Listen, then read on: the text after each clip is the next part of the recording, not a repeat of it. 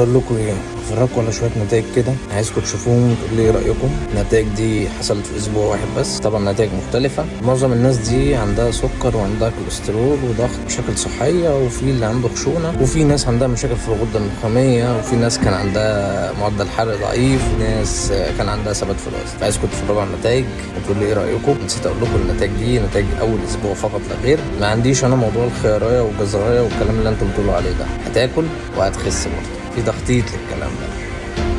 سلام.